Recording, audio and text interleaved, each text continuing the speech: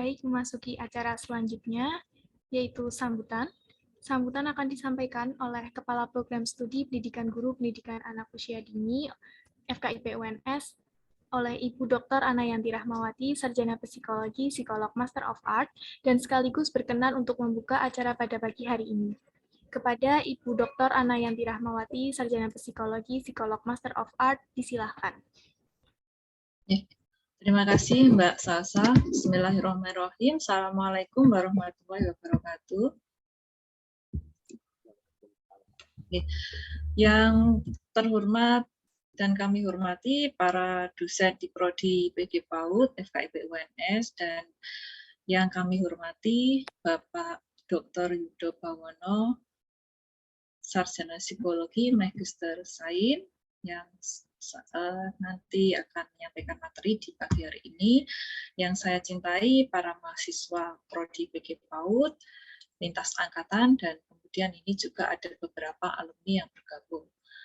Alhamdulillah hari ini kita bisa bertemu ya dalam acara diskusi pendidikan.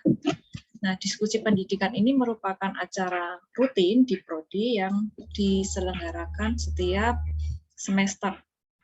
Untuk tema hari ini adalah mengambil dongeng untuk anak usia dini di era digital masihkah relevan untuk dilakukan. Nah, ini terkait dengan saat ini dengan kemajuan teknologi ya, banyak sekali tentang cerita-cerita, komik yang bisa kita akses melalui media online. Dan anak-anak kecil pun dari sejak usia dini sudah banyak sekali yang memegang atau mungkin bahkan juga difasilitasi oleh orang tuanya gadget. Nah, padahal ya seperti kita tahu gadget kemudian media-media online itu ada keunggulannya tetapi juga banyak kekurangannya. Nah, terkait dongeng ini kita juga secara akademik gitu ya, teman-teman mahasiswa tahu bahwa dongeng ini kaitannya nanti dengan stimulasi pengembangan bahasa ya. Tapi kemudian berbenturan dengan di era digital saat ini, apakah ini masih relevan untuk dilakukan? Bersama kita hari ini nanti akan ada hadir narasumber yang memang sangat perhatian ya, perhatian terkait dengan dongeng, dan sudah ada beberapa buku ya Mas Yudo yang tentang anak usia dini dengan dongeng ini. Mudah-mudahan acara hari ini berjalan dengan lancar dan kita bisa mengambil manfaat dari nanti materi yang disampaikan. Terima kasih sekali Mas Yudo sudah hadir bersama kami, dan sekaligus saya membuka acara diskusi pendidikan hari ini. Mudah-mudahan dapat berjalan dengan lancar, sinyal lancar ya, karena kita melalui daring. Assalamualaikum warahmatullahi wabarakatuh. Waalaikumsalam warahmatullahi wabarakatuh. Baik, itulah tadi sambutan dari Ibu Dr. Anayanti Rahmawati, Sarjana Psikologi, Psikolog Master of Art. Terima kasih Ibu Ana atas sambutan yang telah diberikan dan berkenan untuk membuka acara diskusi pendidikan hari ini. Semoga acara bisa berjalan lancar dan bermanfaat bagi kita semua. Baiklah, marilah kita masuk ke acara selanjutnya, yaitu sesi foto bersama. Dimohon kepada Bapak, Ibu, dan seluruh peserta diskusi pendidikan untuk dapat menghidupkan kameranya.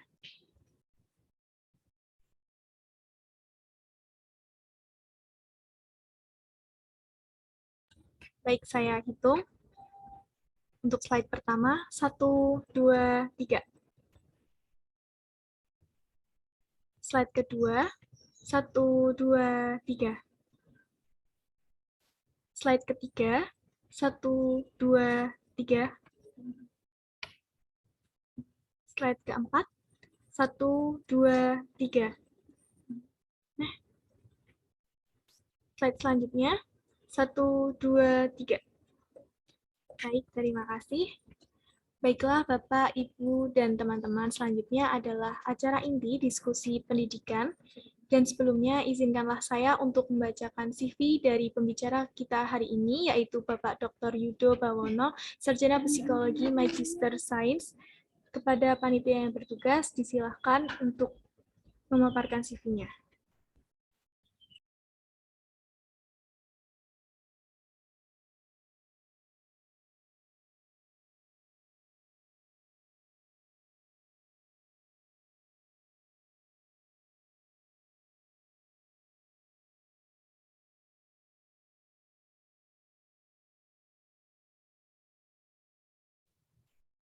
Baiklah, pembicara kita pada pagi hari ini adalah Bapak Dr. Yudo Bawono, Sarjana Psikologi, Magister Sains. Beliau ini adalah staf pengajar program studi psikologi di Universitas Trunojoyo Madura dengan riwayat pendidikannya yaitu pada S1 Psikologi Universitas Muhammadiyah Surakarta, S2 Psikologi Universitas Gadjah Mada, dan S3 Psikologi Universitas Airlangga. Bidang pengajaran yang beliau tekuni yaitu di psikologi perkembangan, perkembangan anak dan remaja, perkembangan dewasa, dan usia lanjut. Fokus peminatan beliau yaitu pada dongeng, perkembangan bahasa, dan pernikahan dini. Dan berikut untuk riwayat organisasi beliau, publikasi ilmiah, dan juga buku yang beliau terbitkan. Dan beliau ini alamat rumah beliau yaitu di Perumahan Citra Alam Permai, Blok A nomor 16, Desa Banyuajuh, Kecamatan Kamal, Kabupaten Bangkalan. Baik, itulah tadi CV dari pembicara kita. Sangat luar biasa sekali ya, beliau ini adalah seorang staf pengajar pada program studi Psikologi Universitas Trunojoyo Madura dan juga pengalaman penelitian dan buku beliau yang beliau hasilkan ini ada yang berhubungan dengan kehidupan anak usia dini dan tentunya semoga dapat menggugah semangat kita untuk bersama-sama mendalami tentang ilmu kepautan.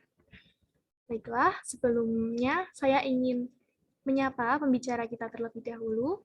Selamat pagi Bapak Yudo. Selamat pagi Mbak Salsa ya? Iya Pak, betul. Baik, bagaimana kabarnya Bapak hari ini? Alhamdulillah baik. Alhamdulillah. Semoga baik juga. Iya Bapak. Baik, Bapak, Ibu, dan teman-teman semuanya, langsung saja kita akan mendengarkan pemaparan materi dari pembicara kita mengenai dongeng untuk anak usia dini di era digital, masihkah relevan untuk dilakukan, yang akan disampaikan oleh Bapak Dr. Yudo Bawono, Sarjana Psikologi Magister Sains. Kepada Bapak Dr. Yudo Bawono, Sarjana Psikologi Magister Sains, disilakan.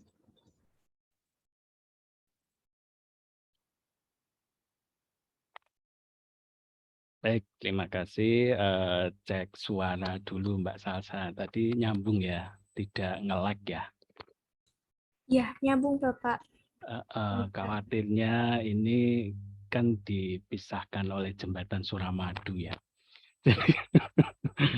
Jadi siapa tahu terkendala macet di jembatannya.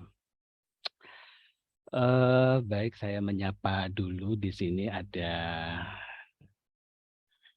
Ibu Dr. Anayanti Rahmawati, psikolog ME ya. Ya, Bu Ana, saya memanggilnya tetap Ibu ya. Meskipun curang ya, saya dipanggilnya Mas gitu ya.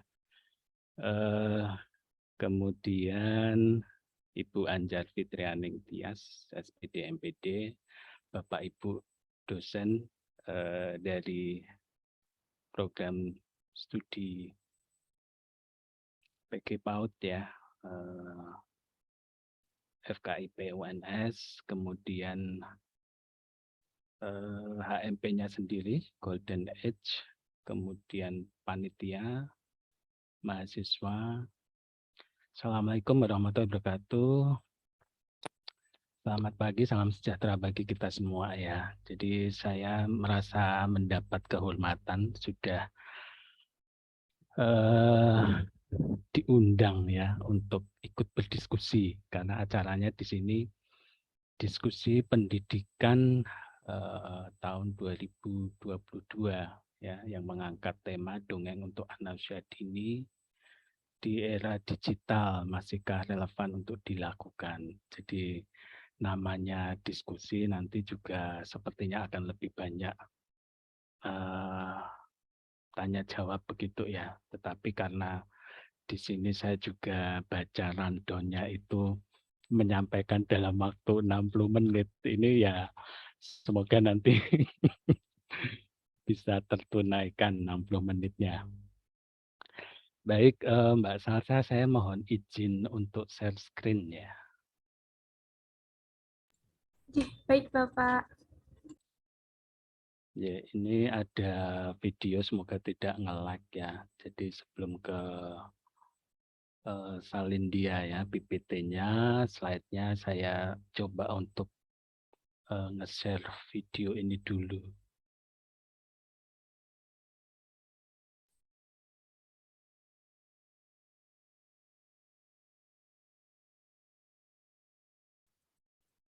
Pagi hari, seorang gadis kecil bernama Afia karena terkejut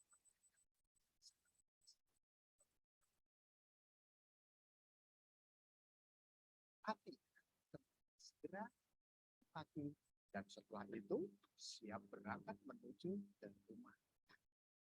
Setibanya di sana, Mohon maaf Bapak, untuk suaranya kurang terdengar dengan jelas Bapak. Masih kecil.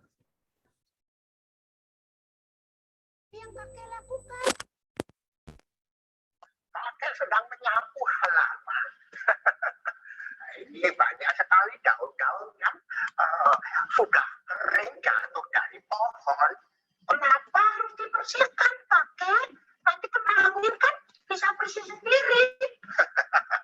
Kakek mengumpulkan daun-daun ini bisa digunakan sebagai pupuk. Dan kakek juga harus berolahraga karena badan kakek biar sehat. Oh, aku boleh membantu ya? Mereka berdua membersihkan dan lingkungan kita harus bersih. Nah, sampai ketemu dengan Kak Awan Prakoso lagi. Dadah!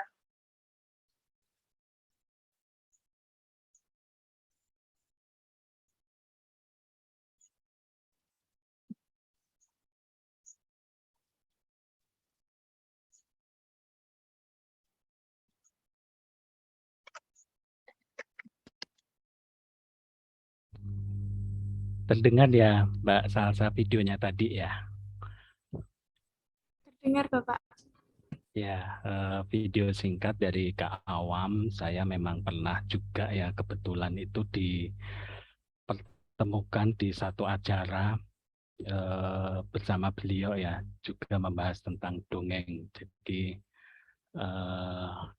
itu tadi sekilas untuk kita mencoba membuka diskusinya nanti ya dengan dongeng.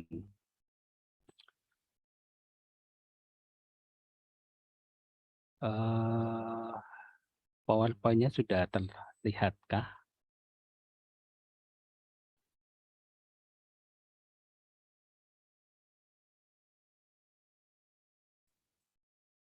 Mbak Salsa sudah ya? Sudah nampak ya Ya PowerPoint-nya ya? Bapak. Nggih, sampun. Baik, saya memberi judul ya untuk PowerPoint-nya itu Dongeng dan Anak Usia Dini. Jadi kalau nanti kita bahas tentang relevansinya di era digital ini, semoga juga tetap tersampaikan ya. Nanti di slide keberapa itu juga saya singgung. Topik tentang dongeng itu menjadi topik yang minat dan ketertarikan saya itu berawal dari saya mengerjakan skripsi ya waktu itu. Jadi apa sih yang menariknya dari dongeng ini? Jadi sampai sekarang pun saya juga masih tertarik dan berminat dengan dongeng ini.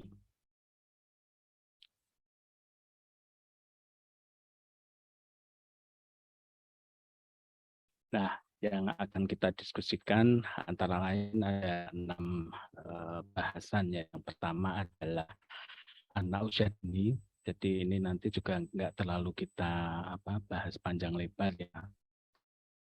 Kan jadi seolah saya itu menggarami samudranya ya. Lawang memang belajarnya sudah di PG PAUD ya, pendidikan guru anak usia dini, masa saya bicara di memang pusatnya ya, jadi nggak elok rasanya. Tapi nanti untuk menyamakan persepsi tetap saya seputar anak usia dini. Kemudian sedikit, kemudian nanti kita berdongeng karena dongeng sendiri jadi bagian bermain itu sendiri. Kemudian dongengnya jadi apa, kemudian seperti apa sih muncul dongeng itu, penggolongannya, dan seterusnya.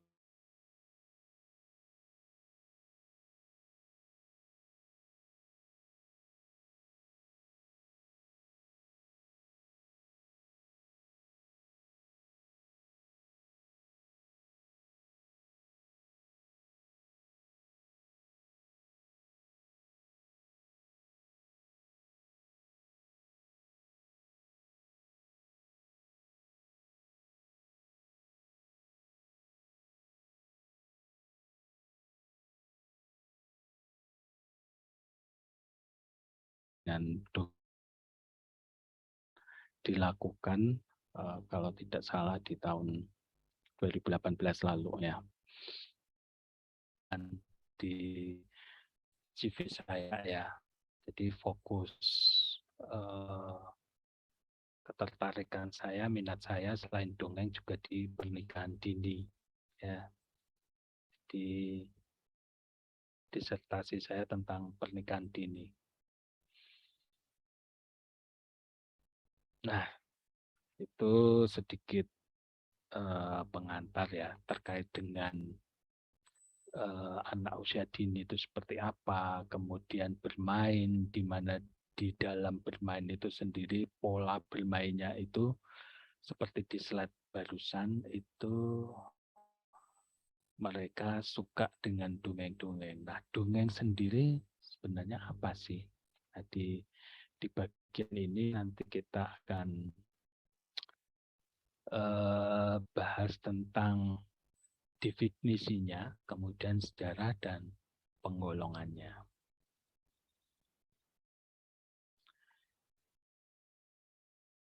Di Kamus Besar Bahasa Indonesia ya, di KBBI yang sudah mengalami beberapa revisi ya. Revisi terakhir itu di tahun 2000-an itu sudah dengan penambahan banyak kata ya. Ini adalah versi yang tahun 1990 ya. Jadi pada saat saya nulis skripsi dulu di tahun-tahun 90-an itu saya temukan bahwa di KBBI disebutkan dongeng itu diartikan sebagai cerita yang tidak benar-benar terjadi ya. Nah, kalau di bukunya Atar Semi itu dikatakan ya, jadi ini lebih luas pengertiannya. Dongeng adalah cerita khayal atau fantasi yang mengisahkan tentang keanehan dan keajaiban sesuatu. Ya, jadi tidak hanya seperti disebutkan di kamus ya, di kamus tadi ya KBBI kalau cerita yang tidak benar-benar terjadi, tetapi di sini juga dikatakan bahwa ceritanya itu khayal ya, mengisahkan ada satu keanehan, keajaiban, loh kok bisa ya? Kok begitu ya, dan seterusnya ya. Jadi seperti menceritakan tentang asal mula satu tempat, satu negeri, mengenai peristiwa-peristiwa yang aneh ya, menakjubkan ya, tentang kehidupan manusia maupun binatang ya. Ini saya kutip dari Atar Semi. Nah, sejarahnya sendiri seperti apa sih dongeng itu? Nah, ini saya temukan ya sumbernya.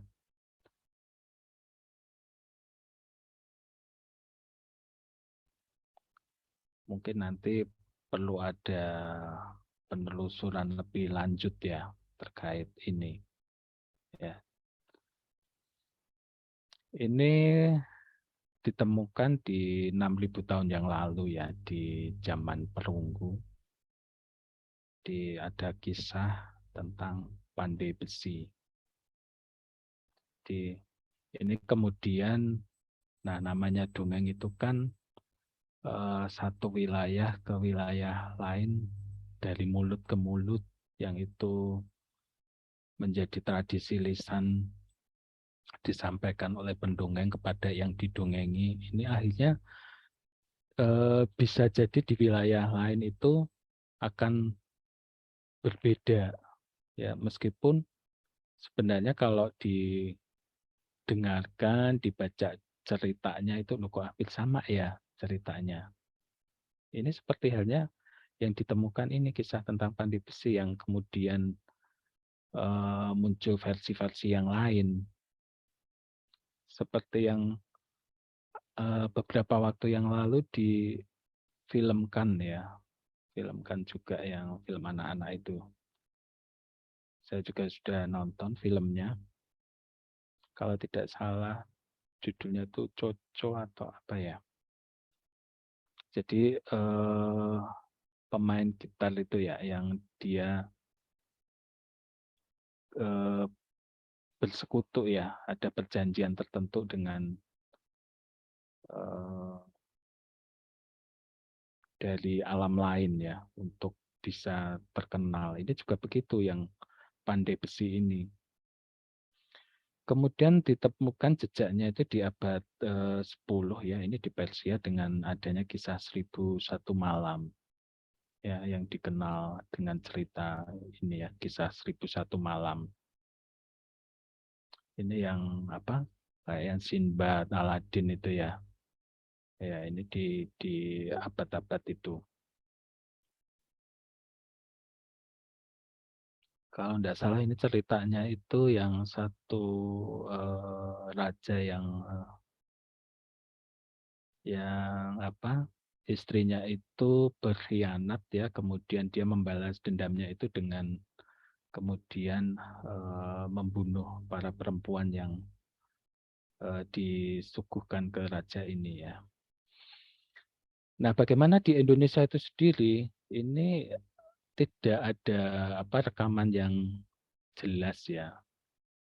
Hanya disebutkan bahwa di Indonesia itu kan dikenal dengan kultur tradisi lisannya ya. Jadi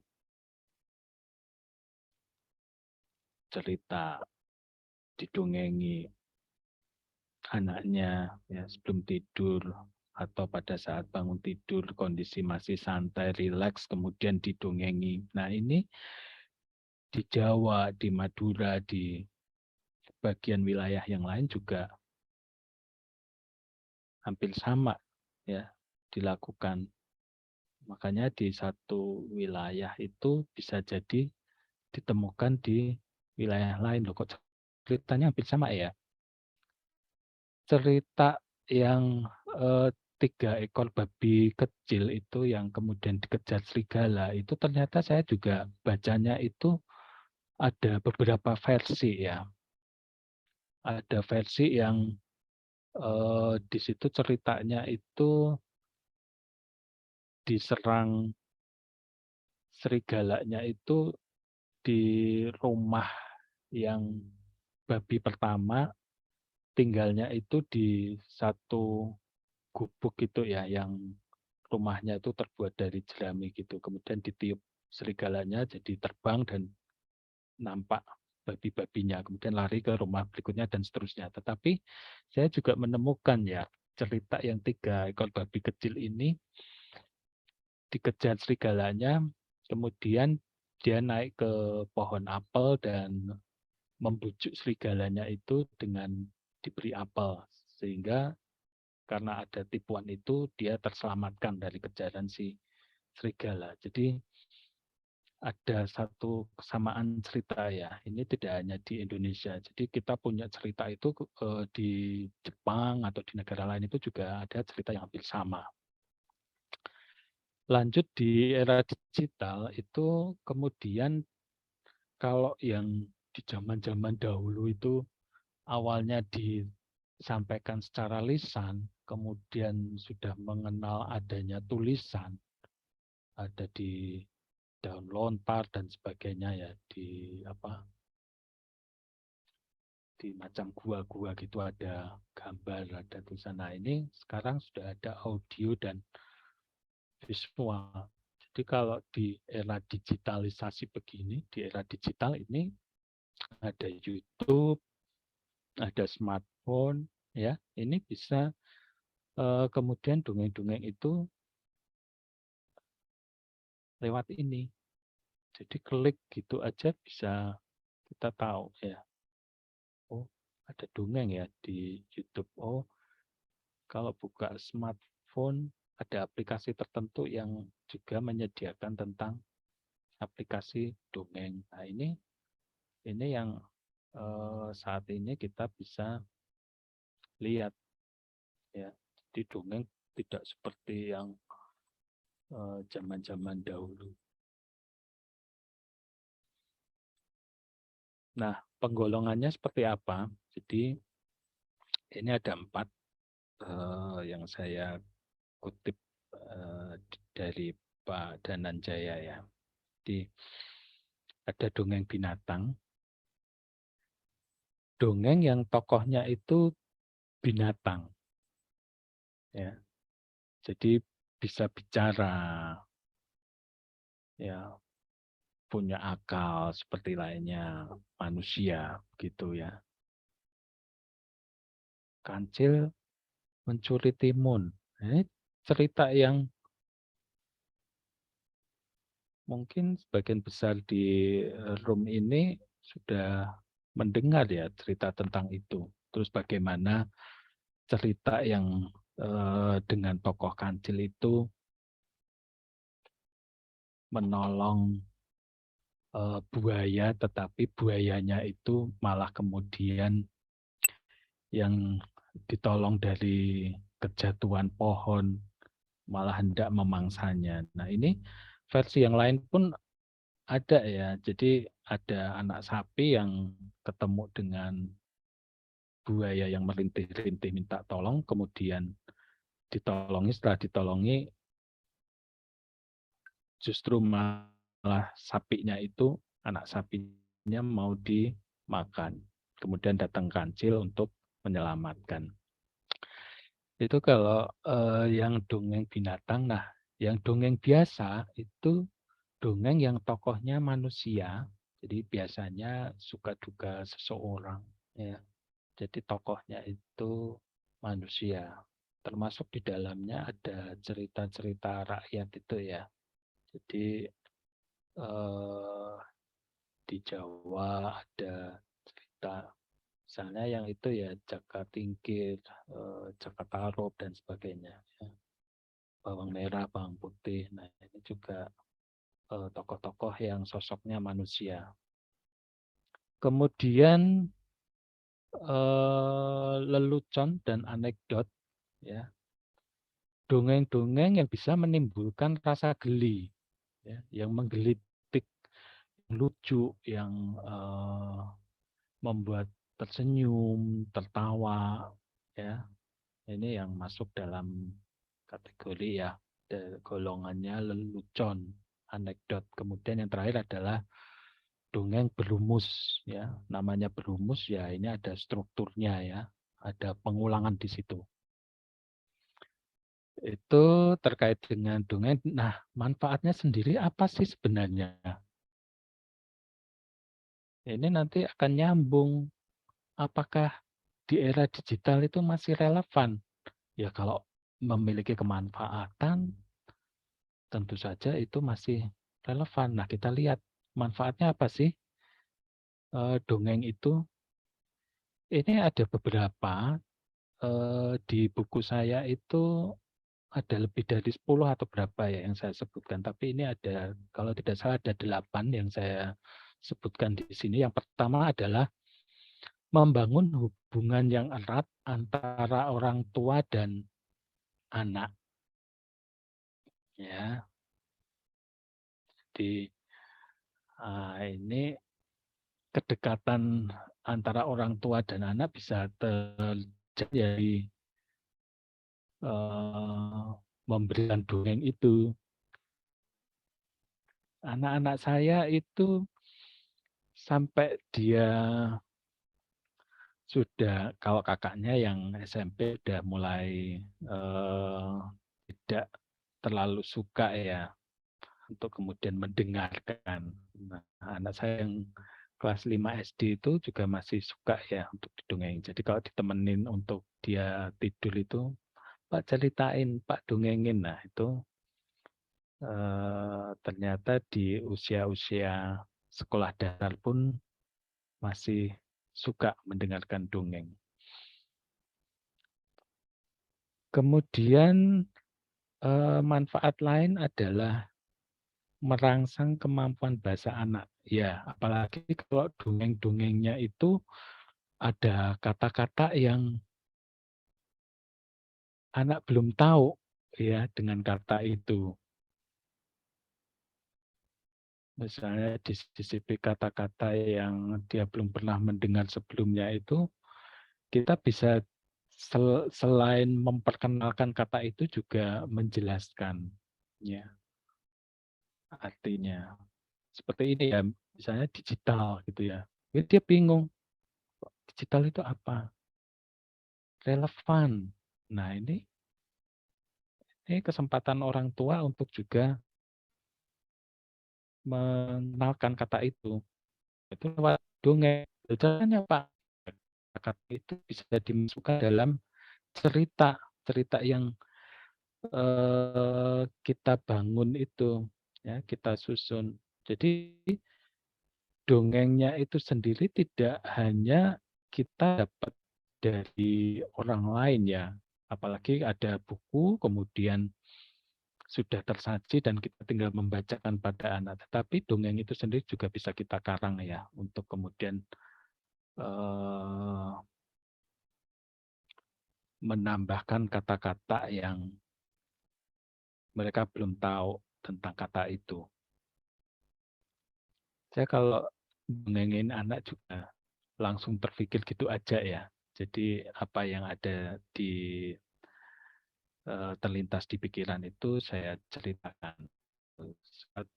Tidak hanya diawali dengan pada suatu hari, suatu ketika, tetapi langsung dengan tiba-tiba saja ya. Ada yang nangis. Nah itu kenapa menangis? Ada tokoh lain masuk. Nah itu langsung mengalir. Ya, jadi manfaat berikutnya adalah merangsang imajinasi anak. Anak akhirnya juga bisa berimajinasi dengan apa yang kita ceritakan, kita dongengkan pada mereka. Dia berimajinasi, membayangkan, oh tokohnya yang diceritakan Bapak, sosok buaya itu yang kejatuhan pohon, kok bisa ya buaya itu kan sosoknya besar ya, seperti yang tak lihat di TV itu kan, dengan mulut yang menganga lebar, giginya runcing itu, gimana ya? Nah ini berimajinasi, membayangkan lagi yang itu kejatuhannya gimana ya, kok bisa ya. Nah, yang berikutnya adalah mengembangkan emosi anak. Nah, ini bisa nanti emosi-emosi yang sedih, yang gembira ya, ini dibangun melalui dongeng yang diceritakan. Tidak kemudian dongeng itu cerita-cerita yang malah menakutkan ya. Saya tuh sampai sekarang itu juga masih takut ya dengan cerita yang diberikan ayah saya.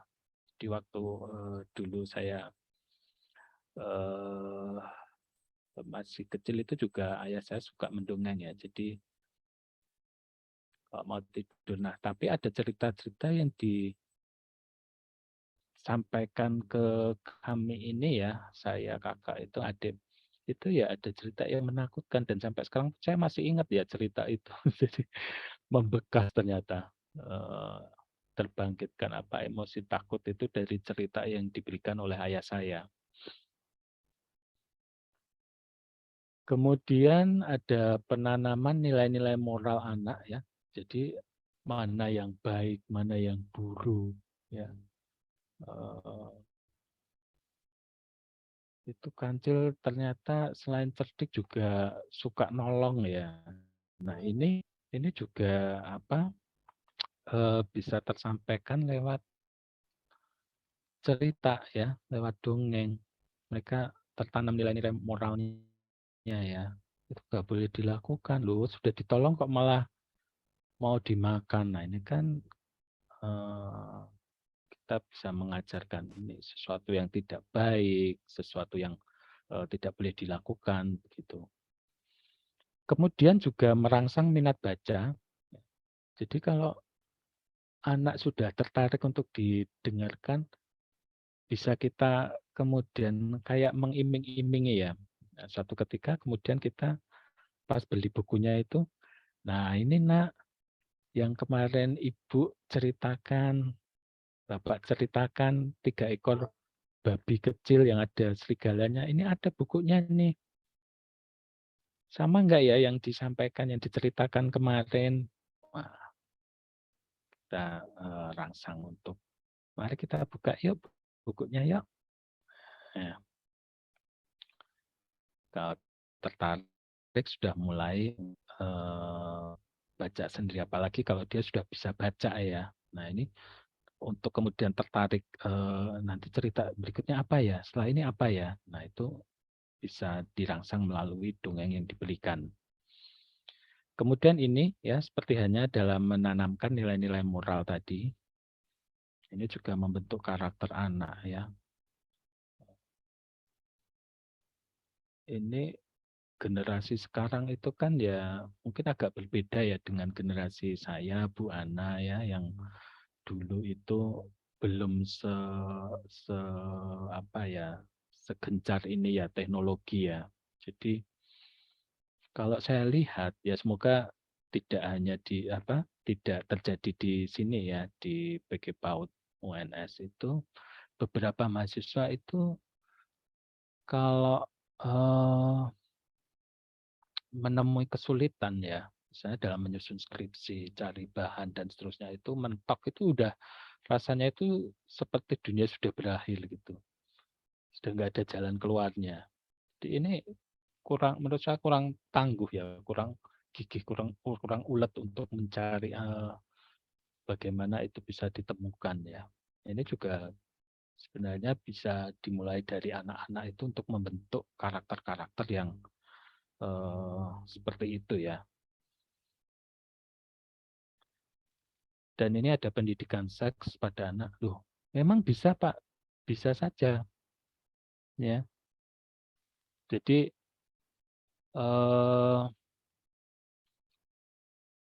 bedanya laki perempuan, ya.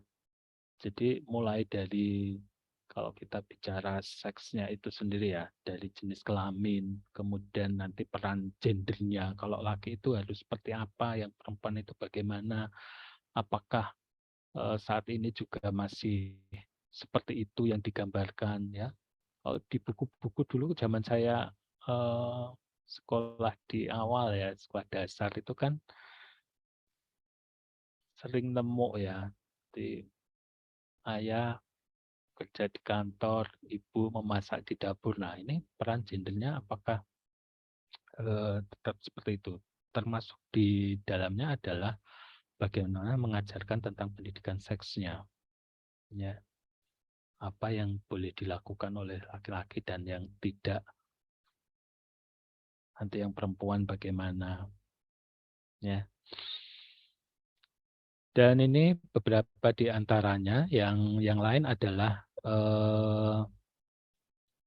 ada yang di buku saya itu termasuk untuk membantu anak-anak yang terkena dampak bencana ya. Jadi untuk trauma healingnya itu bisa dilakukan melalui dongeng ini. Ya, termasuk juga untuk post traumatic stress disorder ya. Jadi trauma-trauma pasca mengalami stres itu ya. Jadi itu juga bisa dilakukan melalui dongeng. Kemudian mengajarkan pluralisme ya, bahwa kita itu ya karena Bhinneka Tunggal Ika itu ya nggak sama, berbeda. Kenapa yang di wilayah lain itu begitu, ada istiadatnya dan seterusnya. Nah ini bisa kita ajarkan melalui dongeng. Dua submateri lainnya ya, sambil bekerja, sepertinya kalau dijadwalkan saya sampai di jam 10 ya. Nah, ini masih ada waktu, karena tadi sepertinya maju ya, agak maju. Masih masih ada waktu ya, Mbak Salsa ya. Ini kok saya jadi ngomong sendiri ya. Masih ada Bapak. Baik, kita lanjutkan. Nah, ini yang menjadi puncaknya dari diskusi kita adalah masih relevan nggak sih dongeng itu di era digital ini? Ini menyambung di sejarahnya tadi ya. Di era digital, dongeng itu tidak hanya lewat huruf yang dijajah. Jadi ini saya kutip dari aslinya begitu, tetapi melalui situs ya, website.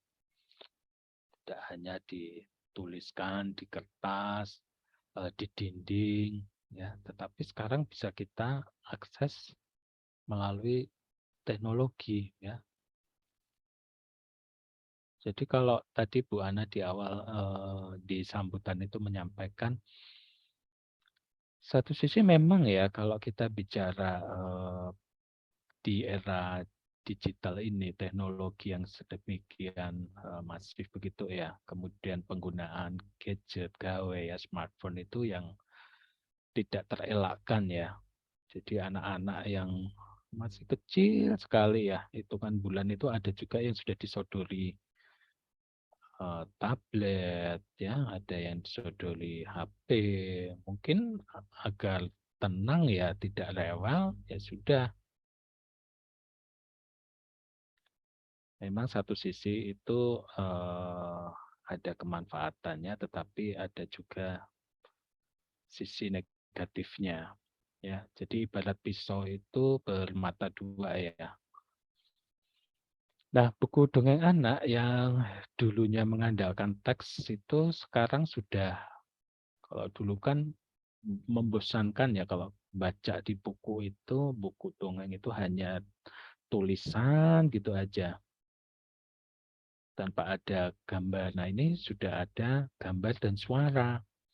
Nah, ini semakin membuat ketertarikan sendiri ya. Lo ono gambar lo kok iso ono suara nih, kok bersuara dan seterusnya. Nah, ini bisa ditemukan di YouTube ya. Jadi ada akun namanya Indonesian Fairy Tales ya. Jadi ada sekitar 500-an ribu pengikut ya di akunnya itu. Ini dia menyajikan beragam dongeng itu dalam bentuk video. Nah, ini bisa diakses ya untuk anak-anak itu tahu tentang dongeng.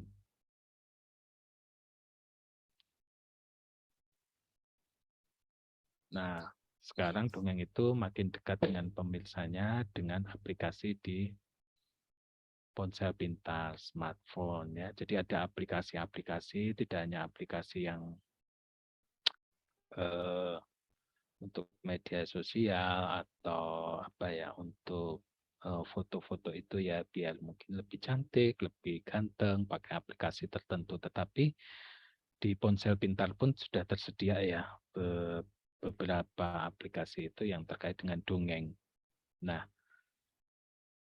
itu risetnya sendiri seperti apa sih? Ini yang saya temukan ya, bukan dari jurnal-jurnal yang ada, tetapi ada satu riset yang dilakukan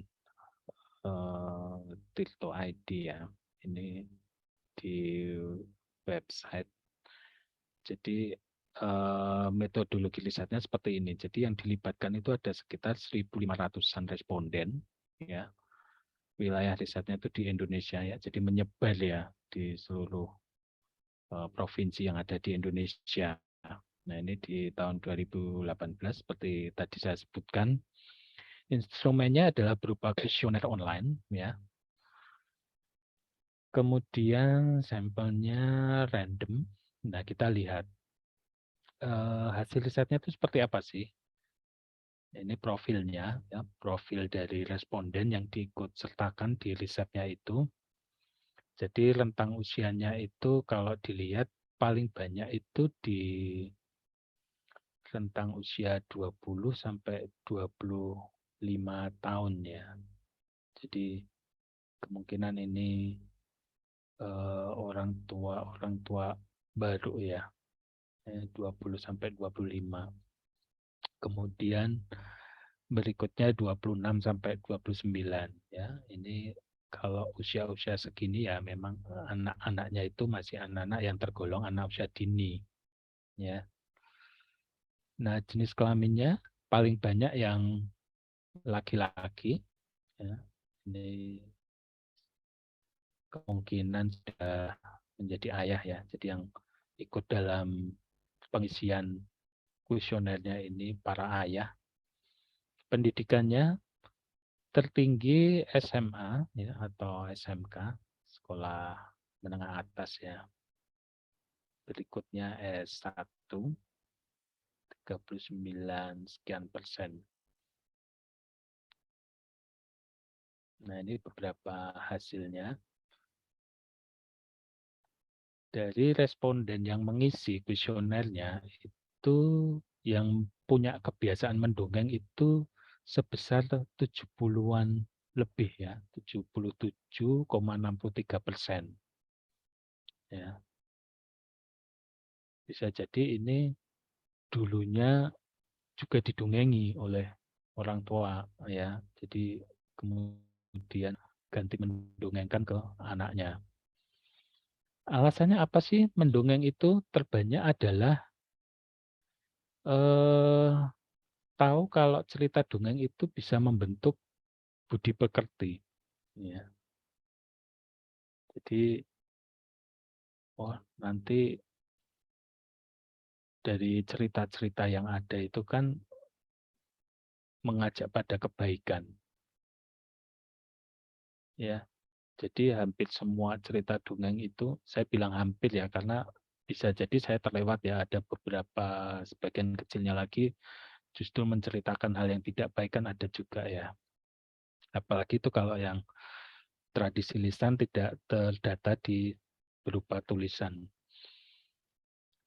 Kemudian berikutnya yang agak besar adalah membantu mendekatkan diri ke anak.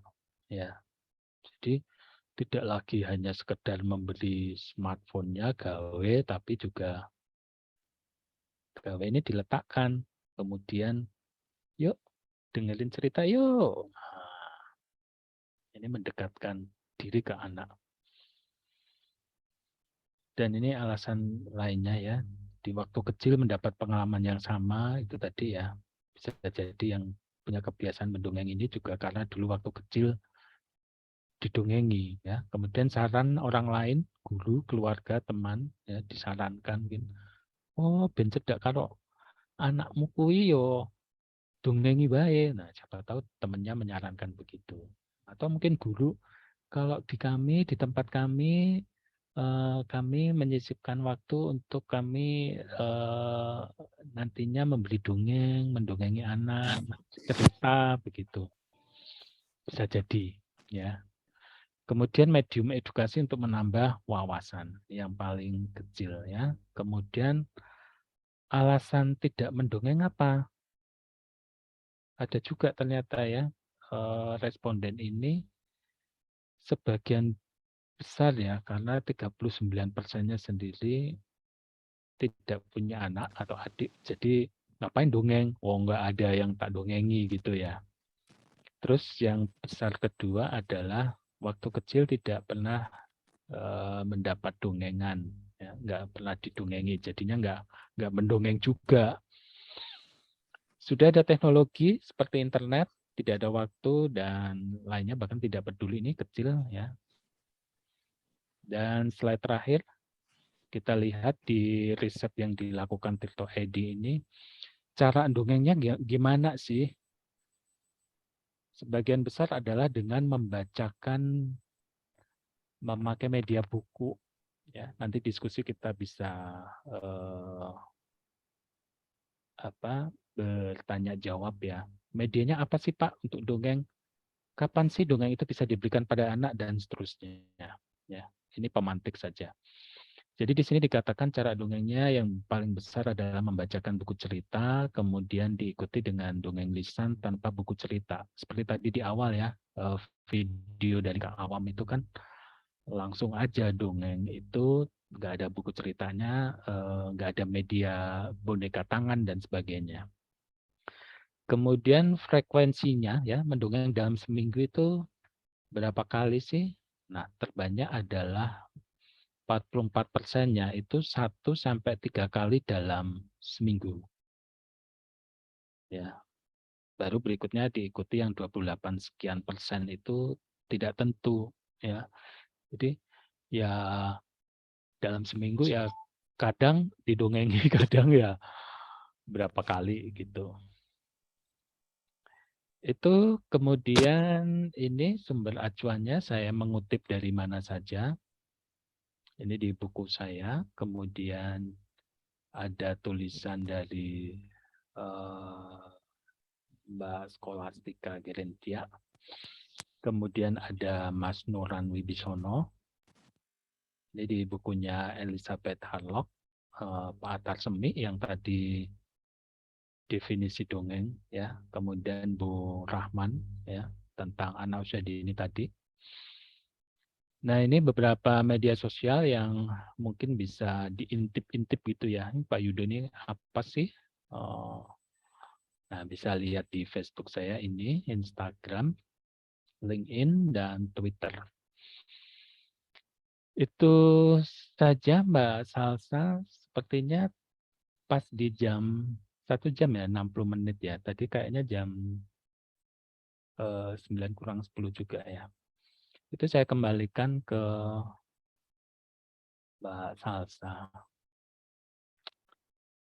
Saya stop share screen dulu ya.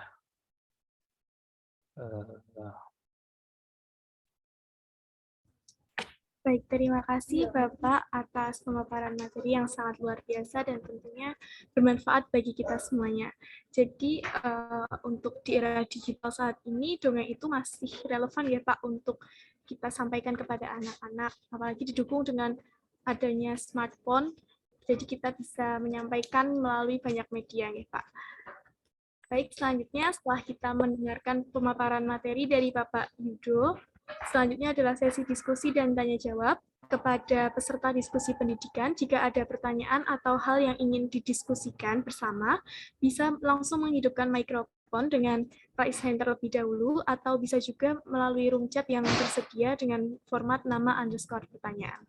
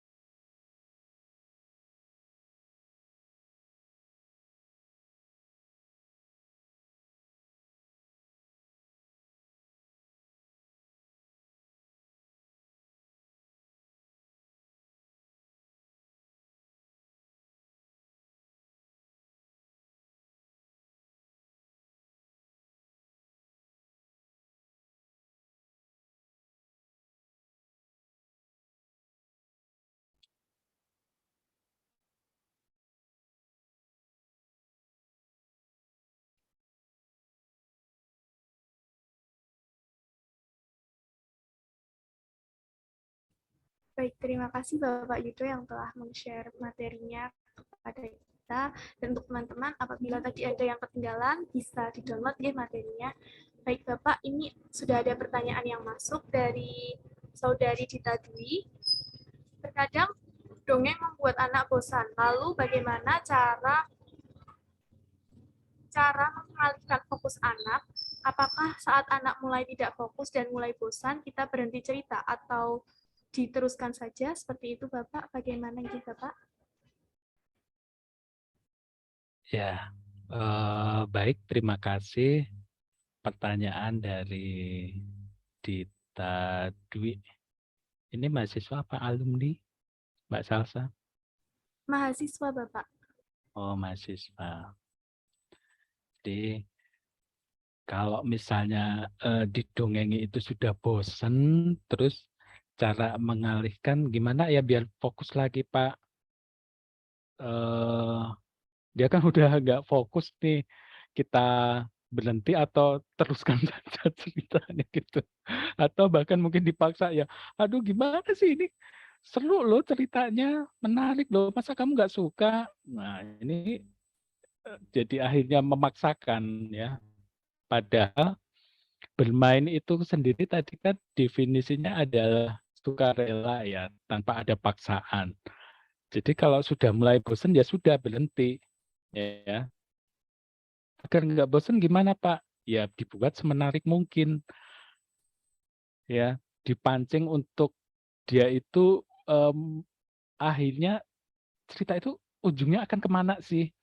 Nah ini yang membuat dia akhirnya tetap pengen tahu setelah ditolong terus yang terjadi berikutnya apa ya? Tapi kalau membangun ceritanya itu dengan penyampaiannya juga monoton, ini anak juga akhirnya, aduh bosen apa sih? Aduh, jadi nggak tertarik ya. Apalagi kalau kita tidak mengandalkan media yang membantu.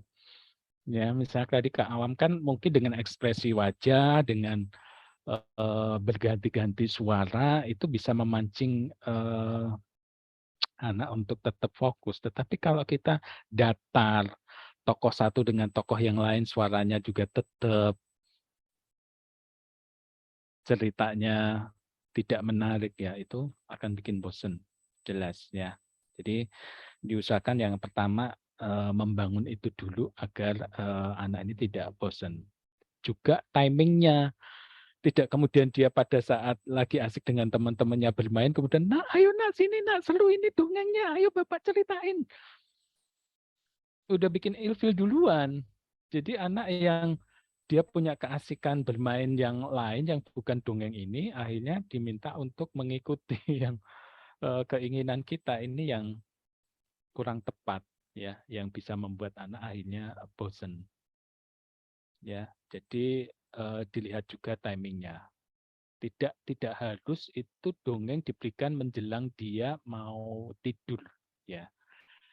Jadi yang rileks mungkin pada saat dia bangun tidur itu bisa ya. Mau mandi sore ya. Masih tidak kemudian lagi bangun tidur hayub-hayuban itu juga ayo sini dongeng ini. Tidak juga begitu. Tapi pada saat dia sudah santai kemudian bisa nanti sebelum mandi sini dulu yuk sama bapak sama ibu nih, tadi sudah ibu buatin susu nih, nanti sambil diminum susunya ya, ibu punya cerita nih, kayaknya menarik deh, yuk dengerin yuk. Nah, bisa demikian ya Mbak Dita.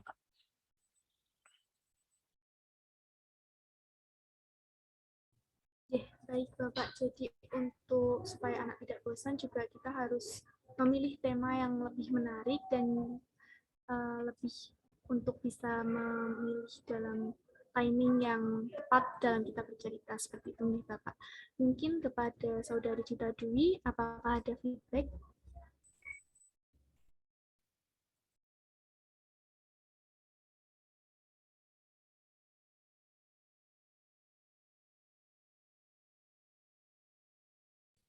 Baik, terima kasih Saudari Cita Dwi. Selanjutnya kepada teman-teman, jika ada yang ingin didiskusikan atau ada yang ingin ditanyakan, silakan bisa menyampaikan pertanyaannya. Dan juga jangan lupa bahwa nantinya akan ada voucher untuk penanya terbaik dan aktif pada kegiatan hari ini.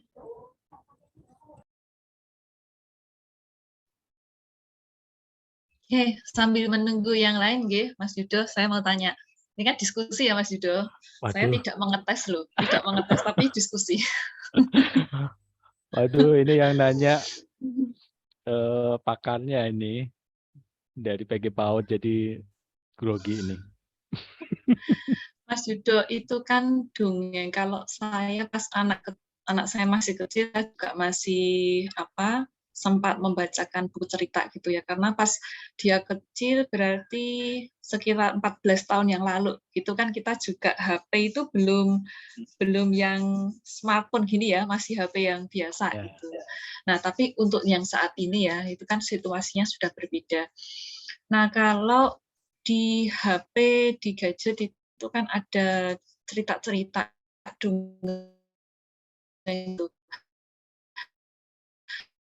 itu bisa nggak bagaimana caranya kita itu ya, kita dongeng tapi pakai HP atau pakai gadget itu gimana? Bisa nggak? Terus kemudian ada dampaknya, kira-kira ada dampaknya nggak sih ya? Karena kan kalau dongeng itu sepemahaman saya ya kita bawa buku cerita yang istilahnya tidak pakai HP karena memang ingin mengurangi penggunaan HP gitu ya. Tapi kalau misalnya ini nanti ada kita dongengnya dari HP itu gimana ya kira-kira?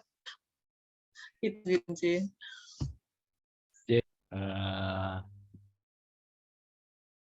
Jadi ini memang seperti tidak terhindarkan ya. Ibaratnya kita kan nantinya juga untuk generasi berikutnya apakah teknologi ini akan berganti ya. Siapa tahu gadget gawe ini akan tergantikan dengan benda lainnya yang bisa diakses oleh anak-anak. Nah saat ini karena eranya juga era yang demikian ya, yang bisa diakses dongeng-dongeng itu di aplikasi, bahkan ya kita begitu mencet nutul HP itu keluar ya dongengnya. Nah ini memang akhirnya penggunaannya itu sendiri orang tua diharapkan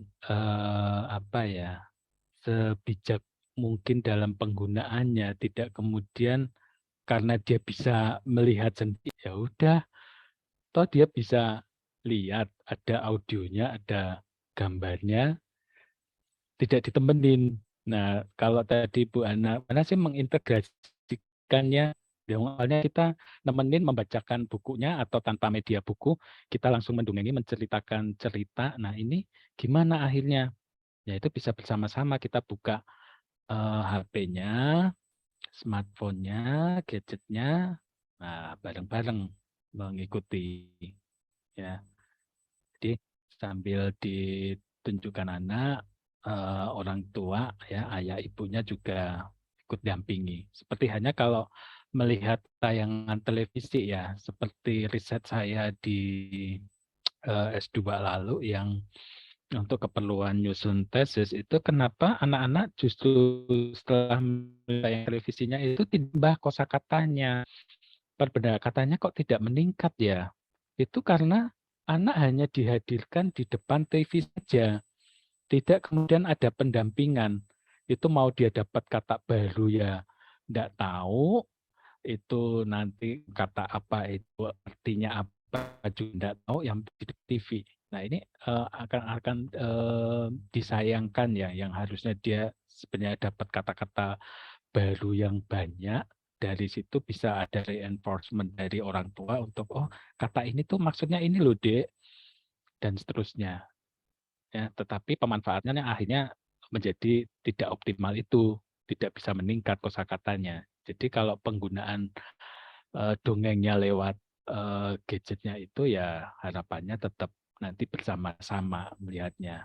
Jadi integrasinya begitu. Kalau awalnya kita hanya mengandalkan buku yang bisa juga ditunjukkan anak, ini gambarnya dan seterusnya. Nah ini berupa gadgetnya. Jadi ini ada cerita Bapak atau Ibu waktu buka ini kok ceritanya bagus ya Dek ya, menarik ya Dek. Yuk kita lihat yuk apa adik nanti setelah lihat itu juga bagus seperti yang Bapak bilang, seperti yang Ibu bilang tadi. Nah, jadi tetap ada kebersamaan di situ. Menyiasatinya akhirnya begitu Bu Ana. Jadi secara bersama-sama, tidak kemudian dilepas gitu aja. Meskipun dia sebenarnya bisa sendiri sih ya kalau diberikan gadgetnya untuk kemudian lihat dongengnya itu. Jadi intinya komunikasi interaksi itu harus ada, meskipun gadget itu kadang kan ada yang kayak bertanya gitu ya. Kan ada yang itu kan dongeng-dongeng yang di gadget itu kayak memberikan pertanyaan, tapi kita tetap diperlukan mendampingi anak. Ya, matur nuwun Mas Yuda. Itu Mbak Salsa, mungkin ada teman-teman lain, monggo silahkan. Dari Bapak Ibu dosen juga boleh, ya Mas Yudo. Dosen yang punya anak kecil lah, ini pada mamut ini Mas Yudo, mama-mama muda ini.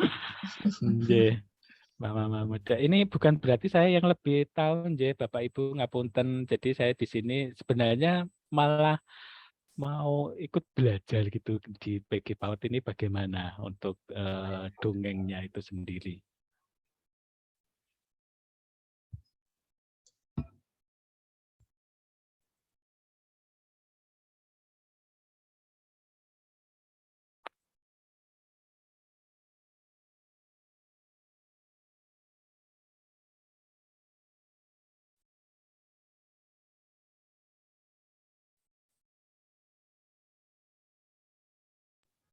Baik, silahkan kepada Bapak, Ibu, dan teman-teman jika ada yang ingin ditanyakan kembali.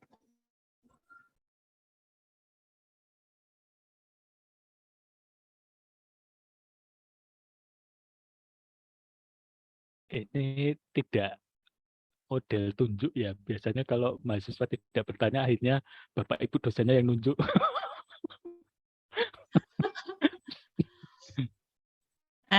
Ayo coba saya tunjuk ya. Nah ini ada Mas Ihdal. Ini Mas Ihdal ini biasanya Mas Ihdal ini sering mengajar di PPA Mas Yudo. Nah, mungkin Mas Ihdal yang mau ditanyakan.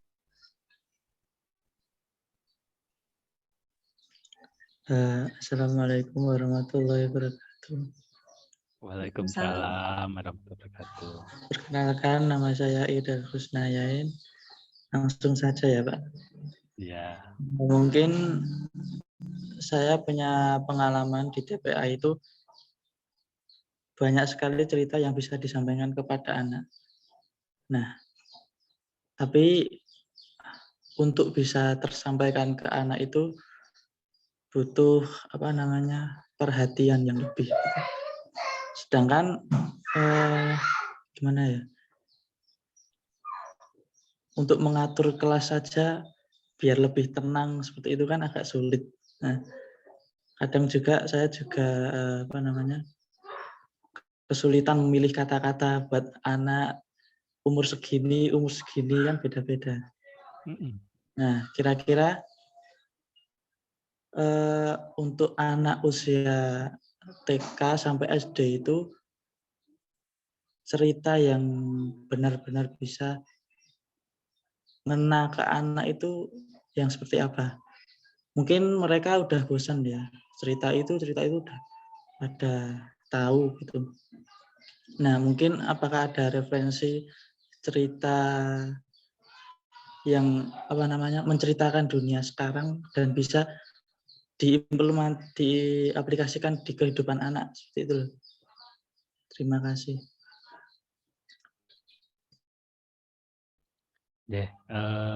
Terima kasih Mas Idal atas pertanyaannya.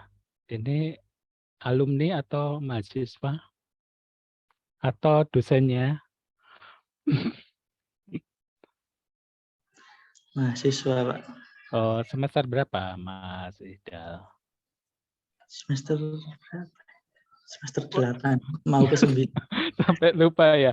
Iya, biasanya kalau ya sudah tingkatannya agak ke atas itu, aduh kalau ditanya semester ini nggak sensi, agak sensi gini ya. Senggol bacok gitu ya istilahnya ya. Ya, menarik ya bisa kuliah di PG PAUD ya kalau bicara gender ya. Laki ini kan jarang ya. Jadi saya pun dulu waktu kalau kuliah di S2 ya di perkembangan itu bisa dihitung jari ya, 1-2 gitu lakinya tiap angkatan yang masuk itu. Jadi saya dulu sebenarnya juga terpikir ya setelah SMA itu mau nerusin di PG PAUD. Makanya senang sekali waktu diundang untuk bisa hadir di sini sama Bu Ana itu. Sekalian reunian di Solo gitu ya, meskipun tidak hadir secara langsung di Solo. Iya, baik kembali ke pertanyaan tadi ya. Jadi ini juga menyambung yang sampaikan di awal ya, yang Mbak Dita itu akhirnya kenapa nggak fokus, kalau sudah bosen gimana, ya berhenti, kalau sudah bosen. Makanya diciptakan itu suasana yang memang senyaman mungkin ya diatur. Apa kan susah Pak dengan keramaian yang sebegitu banyak anak-anak, kemudian dikondisikan harus tenang, harus. Nah, ini pancingannya adalah pancingan kemudian tidak ayo ayo, nah, tetapi bisa membuka dengan mengawali misalnya dengan instrumen ya, atau teriakan duel dan sebagainya. Ini untuk memancing mereka untuk oh apa itu. Nah, ini untuk kemudian mereka bersama-sama dulu. Apa itu? Nah, ternyata loh Kak Ihdal, ada apa itu?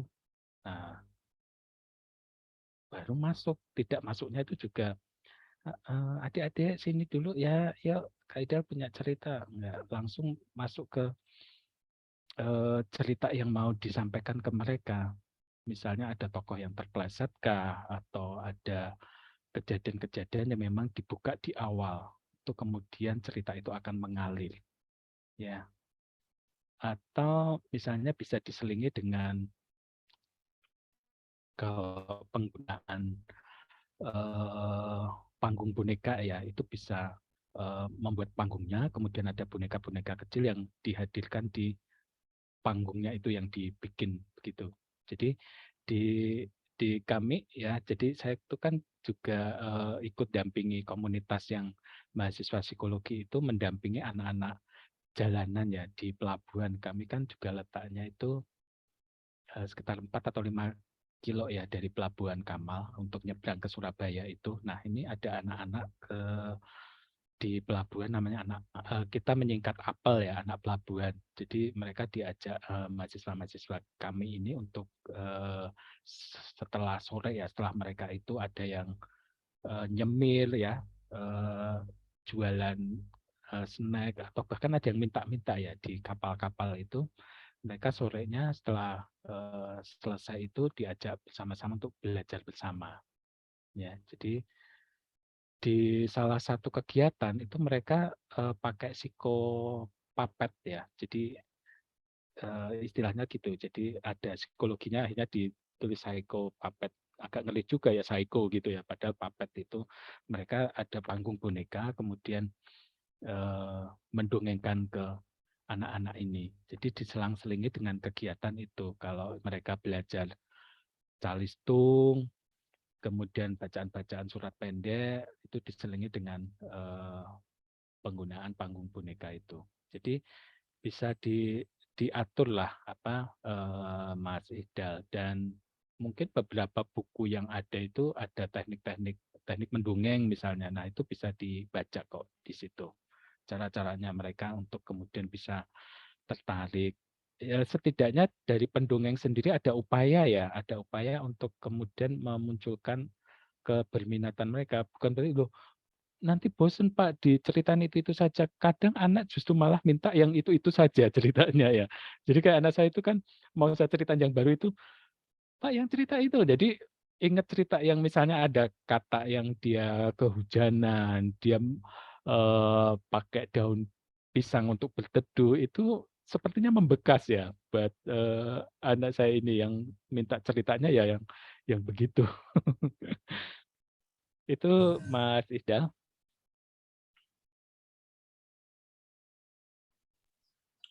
Baik, terima kasih Pak Yuda. Sama-sama.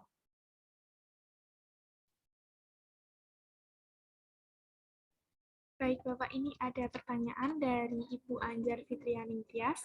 Mohon izin bertanya, cara mengatasi kesenjangan antara realitas sosial dengan keinginan untuk menghidupkan kembali negeri dongeng pada dewasa ini tuh bagaimana, Bapak? Kesenjangan antara realitas sosial dan keinginan. Nggih, Bu Anjar. Nggih, matur nuwun, pertanyaannya memang upaya yang bisa dilakukan mungkin membentuk semacam komunitas-komunitas itu ya. Setahu saya para pegiat dongeng itu juga sudah melakukan upayanya dengan membentuk seperti komunitas dongeng Indonesia. Nah, ini tersebar di beberapa wilayah, termasuk di Bangkalan itu ada komunitas dongengnya. Jadi seperti tadi saya sampaikan di Mas Idal, itu tidak hanya kakak-kakak mahasiswa ini yang mendampingi, kemudian ada panggung boneka, kami juga minta bantuan ya, misalnya di event-event khusus, misalnya ulang tahunnya Being for Apple itu yang komunitas ini berdiri sudah 10 tahun, itu misalnya pas Disnatalisnya gitu ya, itu menghadirkan komunitas dongeng ini untuk hadir di acara itu, memberikan dongeng khusus yang tidak diberikan oleh kakak-kakak pendampingnya yang belajar bersama itu. Jadi untuk mengatasi kesenjangannya bisa juga mulai digencarkan komunitas itu ya, agar apa ya, tetap bisa tradisi lisan ini masih terjaga gitu loh, bahwa kita tuh punya dongeng-dongeng yang bagus, yang mengandung muatan-muatan yang baik untuk anak itu melalui ini. Jadi dan dari komunitas yang ada itu juga harapannya ya proaktif juga ya, mungkin masuk ke sekolah-sekolah yang untuk memperkenalkan itu, kemudian difasilitasi juga, dijembatani pihak sekolah, lembaga untuk bersama-sama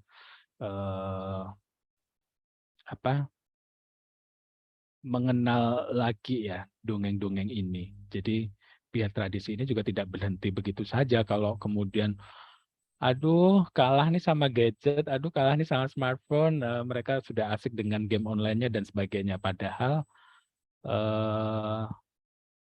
dongeng-dongeng ini manfaatnya luar biasa ya menurut saya itu. Bahkan riset saya yang terakhir yang bersama mahasiswa itu eksperimen ya. Jadi melihat ya untuk anak-anak prasekolah yang etnis Madura ini dikondisikan ya, ada treatment yang diberikan itu untuk dibeli dongengnya lewat lembaga ya di TK itu.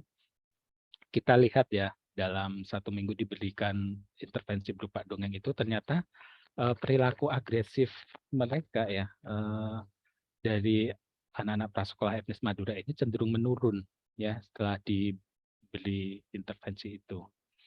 Jadi ya menurut saya memang apa ya, ada kerjasama juga ya biar ini tidak kemudian terlalu senjang begitu ya antara sebenarnya dongeng ini masih ada enggak sih gitu ya. Gitu Bu Anjar menurut saya. Baik, matur nuwun Pak Yudo. Ya, sami-sami.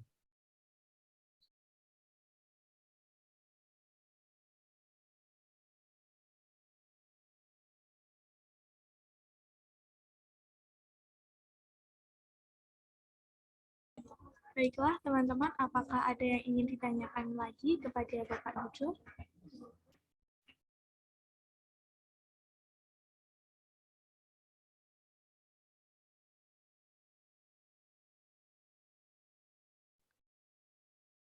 Berarti saya juga boleh bertanyakah karena diskusi gitu ya? Boleh nggak Bu? Bapak, kan kita berdiskusi bersama Pak. Oh boleh ya Mbak Salsa ya. Berarti saya mohon izin ya untuk bertanya. Mungkin Bu Ana atau yang lain, Bapak Ibu dosen atau mahasiswa. Kalau di PG PAUD sendiri bagaimana ya? Tadi sudah saya sampaikan ya, saya menemukan ada di struktur kurikulum di tetangga ya, karena di kami itu kan juga ada prodi PG PAUD ya. Sepertinya juga saya pernah lihat itu ada berita terkait kunjungan dari prodi PG PAUD UTM ke UNS ya. Apakah memang ada sendiri seperti di kami ya di PG PAUD yang UTM itu saya lihat struktur kurikulum itu ada, kalau tidak salah mata kuliahnya mendongeng ya. Kalau nggak salah juga itu mata kuliah yang pilihan yang bisa diambil mahasiswa. Monggo, menika Bu Vera yang lebih tahu seluk-beluk ya bagian kurikulum. Monggo Bu Vera. Ada, tetapi yang lebih detail gitu mungkin Bu Vera. Nanti bisa kita kolaps gitu nggih, Pak Yudo, kolaborasi untuk ke depan.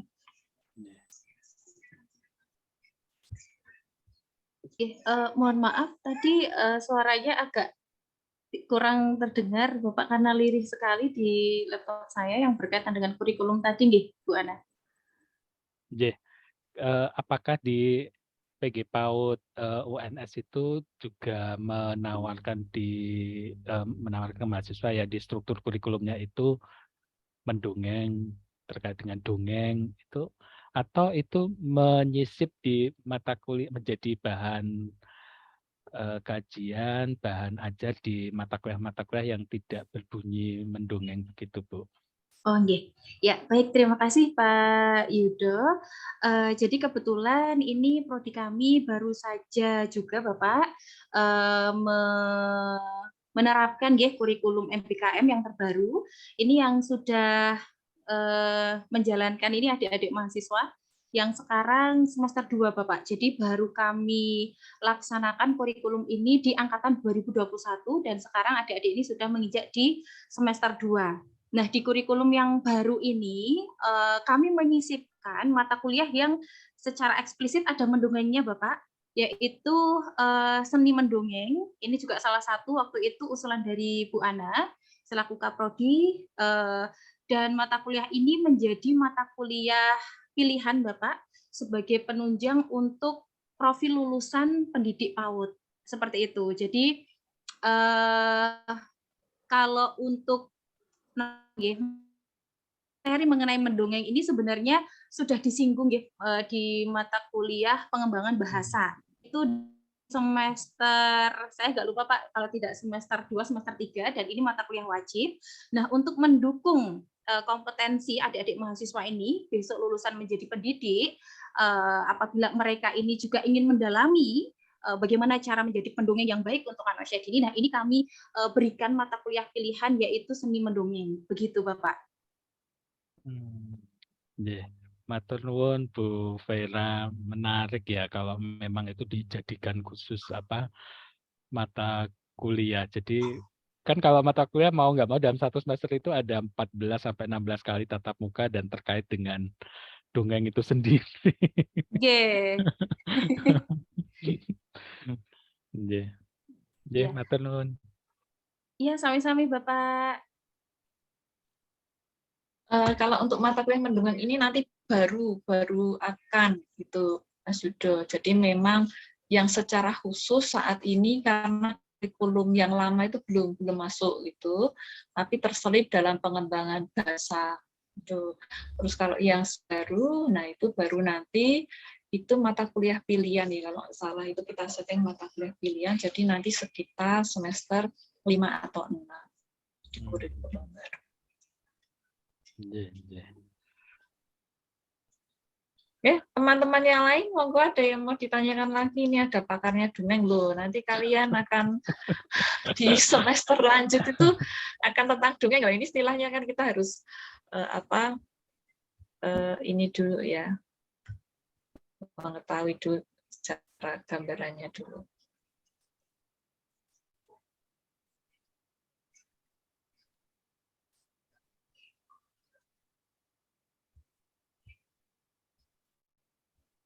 Ini beberapa alumni juga bergabung, ada yang sudah mengajar juga di TK. Monggo silakan alumni kalau mau ada yang ditanyakan ke narasumber kita. Mungkin bisa ini bagi cerita gitu Bu Ana, yang alumni ini yang kan sudah misalnya sudah bekerja di satu lembaga itu penerapan dongengnya sendiri seperti apa begitu.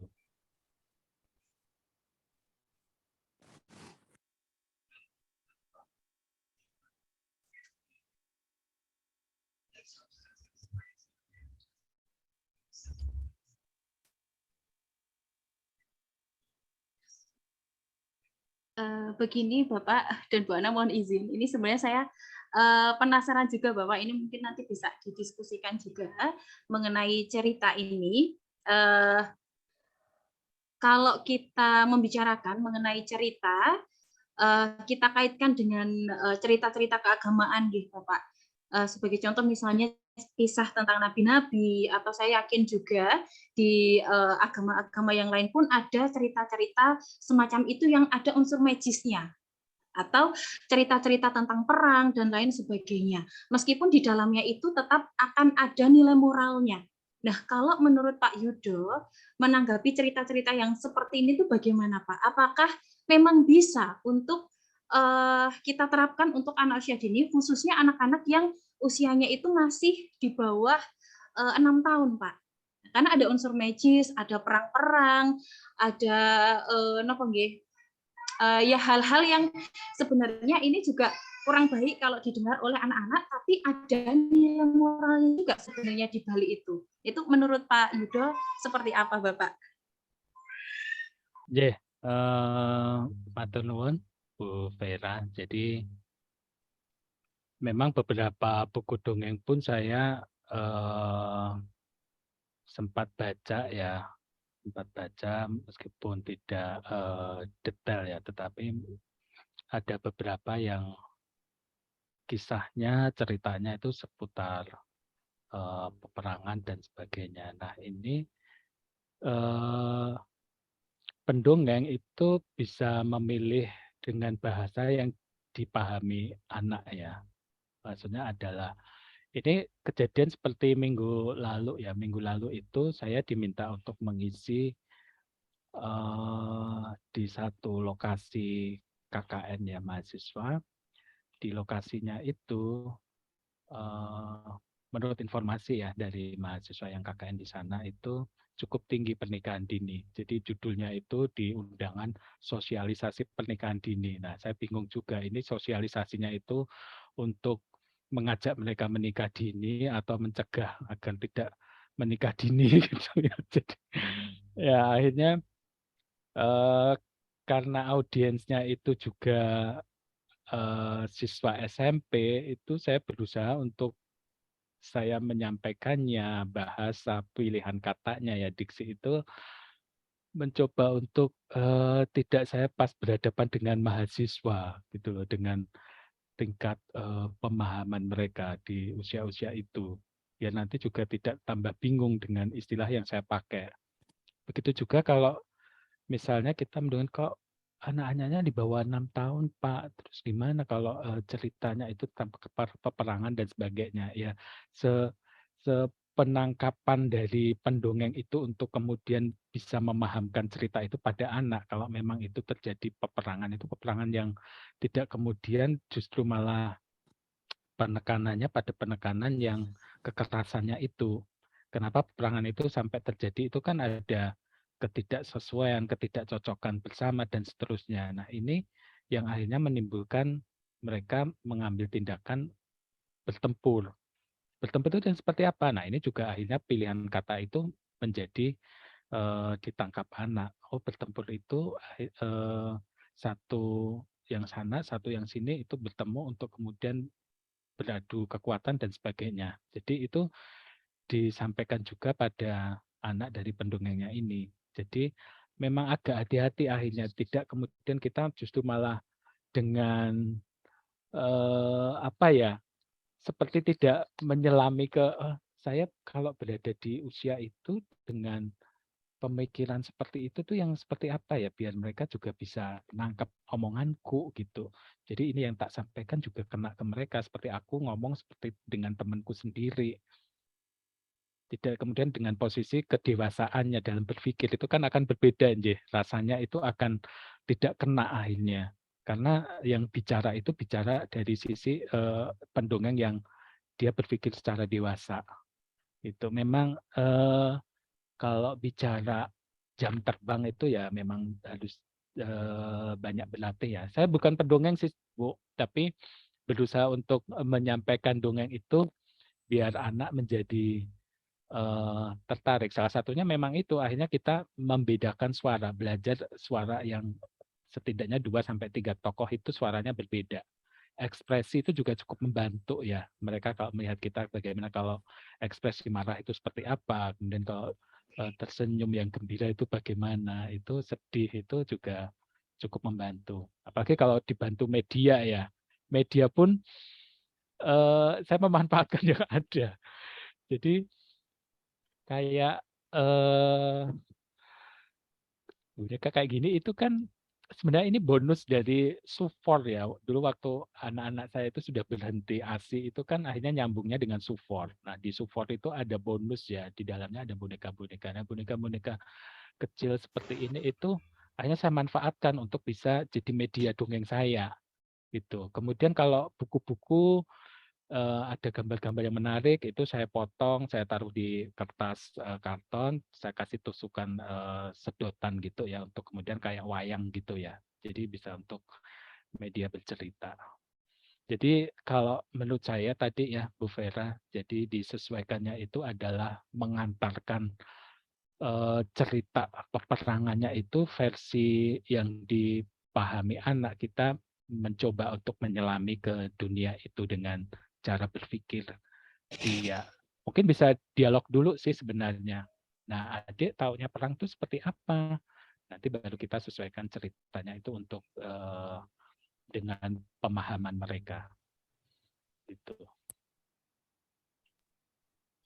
Baik Pak Yudo, jadi tetap bisa gitu disampaikan kepada anak-anak, namun memang tadi untuk pemilihan kata, penjelasan terlebih dahulu, ada dialog terlebih dahulu, sehingga nanti apa yang ingin kita sampaikan dari cerita itu bisa dipahami oleh anak-anak dan diambil nilai-nilai baiknya seperti itu Pak Yudo. Betul Bu. Baik, terima kasih Pak Yuda. Ya, karena sekarang kan juga lagi berita-berita yang Ukraina, Rusia itu, Bu. Anak itu pasti kalau misalnya ngeklik itu akan tanya, kok ada perang, perang apa nih? Nah, itu juga kita nggak mungkin nutup mata untuk apa sih? Oh, enggak, itu kan malah kita bohong akhirnya. Jadi penjelasannya ya begitu. Baik, terima kasih Pak Yuda. Ya, sami-sami.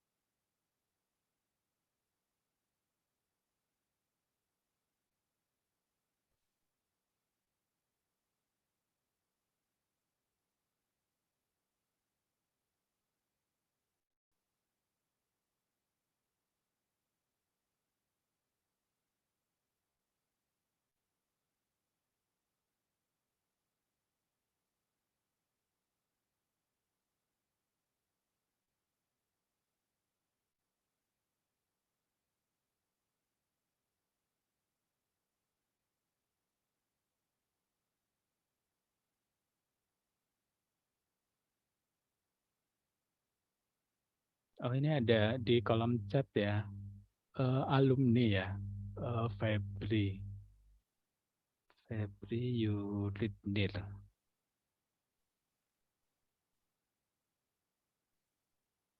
Sharing pengalaman, pakai yang read aloud, buku cerita bergambar, bentuknya e-book. Selama mengikuti, anak antusias, ilustrasi buku cerita menarik. Pengalaman saya, anak tidak fokus dan cerita, harus kita cari tahu penyebabnya.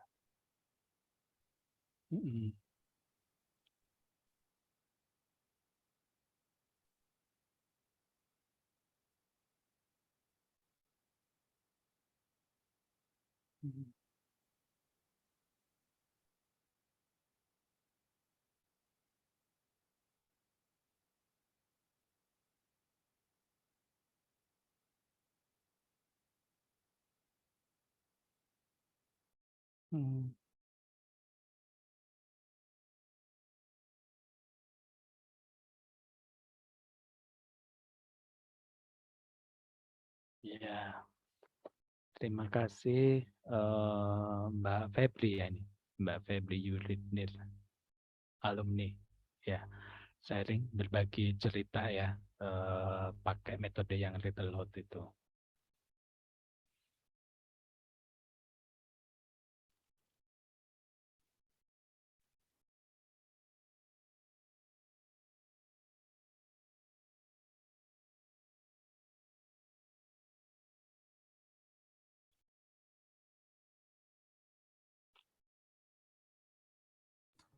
Baiklah, apakah dari teman-teman ada yang ingin ditanyakan lagi?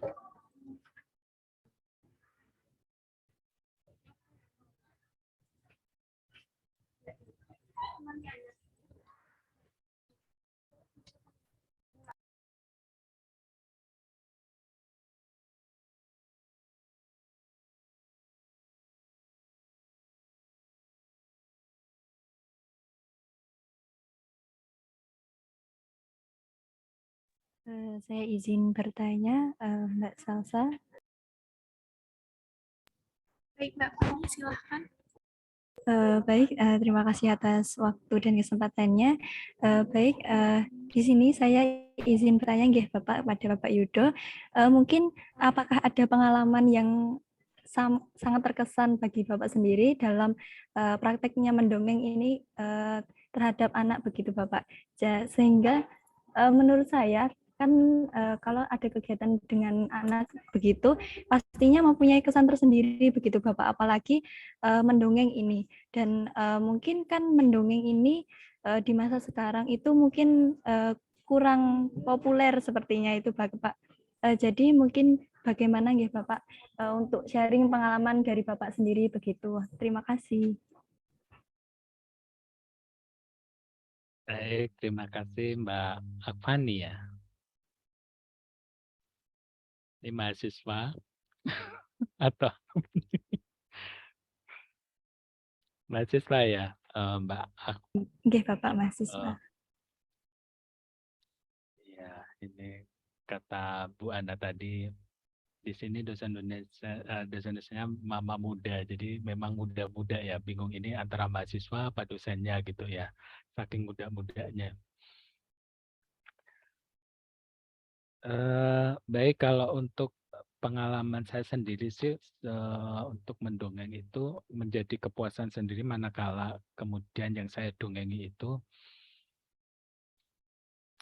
pengen diceritain lagi. Jadi anak saya itu kalau udah selesai pengen cerita yang lain. Jadi maunya sudah ya bobo aja gitu, tapi pengen dengar cerita yang lain. Nah ini berarti apa yang saya dongengkan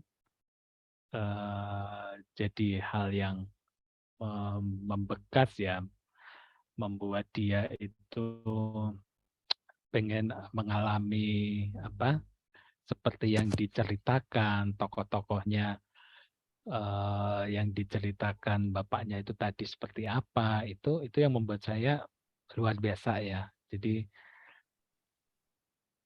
kita itu kan kadang cenderung untuk apa ya, didengar dibanding mendengarkan gitu ya. Jadi ini pun saya juga kadang melakukan hal yang sama. Jadi udah ngomong aja, kamu dengerin aja gitu. Nah sementara kita yang posisi harus mendengarkan itu kadang nggak nyaman gitu loh. Ngomong apa sih ini nggak selesai-selesai dan seterusnya. Yang grundel dan seterusnya itu.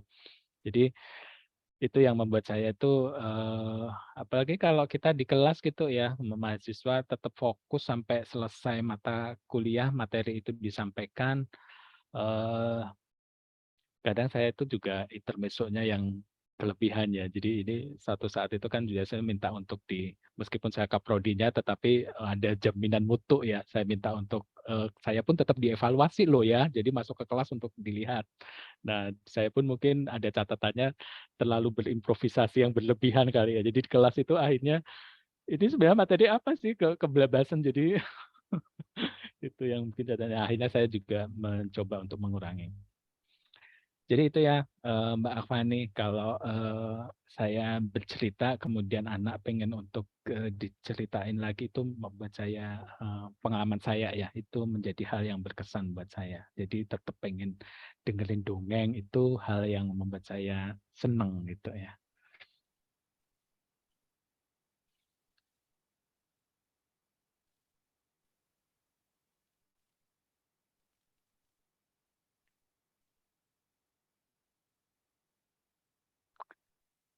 Masih adakah Mbak Salsa?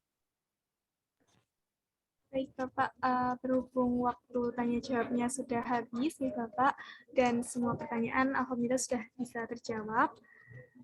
Baiklah, sebelum kita ke penutupan, mungkin dari Bapak Yudo ada closing statement untuk acara diskusi pendidikan kita pada hari ini, ya Bapak? Ini ada buku saya ya. Nah, ini sebenarnya ini mau saya bikin ulang. Saya dari buku yang terakhir kan tahun 2016 lalu. Ya, jadi terlihat ya bukunya ya. Itu tadi. Jadi saat ini sedang pengerjaan draft naskahnya. Ada beberapa tulisan yang saya masukkan. Ada dari yang sudah dimuat di jurnal, kemudian ada pada saat menyampaikan materi-materi webinar itu, saya masukkan di draft buku yang baru. Jadi yang lama itu ini mau ada semacam revisi gitu ya. Jadi tulisan di buku lama itu akan saya buat buku yang baru dari versi yang baru. Meskipun yang lama itu ada beberapa tulisan di dalamnya masih saya tetap masukkan ya. Jadi nanti sambil menunggu edisi yang baru itu nanti masuk penerbit dan diterbitkan. Jadi buku yang ini nanti bagi yang tadi berinteraksi ya, berdiskusi, saya catat ada 7 ya. Ini kalau dipilih gimana ya? Kalau dipilih kok kayaknya, aduh, masa nggak dikasih semua gitu ya. Jadi nggak apa-apa, nanti saya kirimkan ada 7 yang masuk, semoga bisa lebih juga yang saya bisa kirimkan nanti langsung ke prodi saja ya. Untuk alumni, mungkin nanti tadi ada alumni juga ya yang mungkin bisa mengambil, bisa pas main-main di prodi bisa diambil gitu ya. Nanti saya titipkan ke Bu Ana saja di prodi atau di alamat yang pengiriman ya Bu Ana. Yang buku saya yang dongeng itu. Ini selain saya revisi itu juga ada saya ada yang menjapri saya langsung ya. Itu judulnya sepertinya kurang tepat deh. Jadi udah ada tinjauan, kemudian ada perspektif, mungkin dari secara bahasa itu mungkin dianggap kurang tepat. Jadi makanya saya bikin versi baru itu untuk ini kan sudah 5 tahun lebih ya bukunya. Jadi akan ada yang edisi revisi. Nah itu sebelum buku yang baru terbit, yang ini baru kok, masih bersegel. Nanti saya kirimkan masih bersegel ya, nggak usah khawatir. Itu terus untuk closing statement apa ya Mbak Salsa ya. Jadi kalau saya sih coba merangkum itu bahwa di era digital ini dongeng itu masih relevan ya untuk diberikan, dilakukan. Jadi kalau Bu Ana tadi bilang istilah ada integrasi ya, ini bisa sebenarnya dipadu-padankan ya dengan penggunaan gadget, smartphone itu yang sudah tersedia dongeng. Jadi tetap dongeng tersedia dan di era digital ini dongeng relevan untuk diberikan karena manfaatnya luar biasa itu tadi ya. Itu saja dari saya, Mbak Salsa. Saya mohon maaf atas salah khilafnya dalam penyampaian. Terima kasih. Baik Bapak, terima kasih atas materi yang sangat luar biasa hari ini ya Bapak. Baiklah, sekian acara diskusi pendidikan pada hari ini.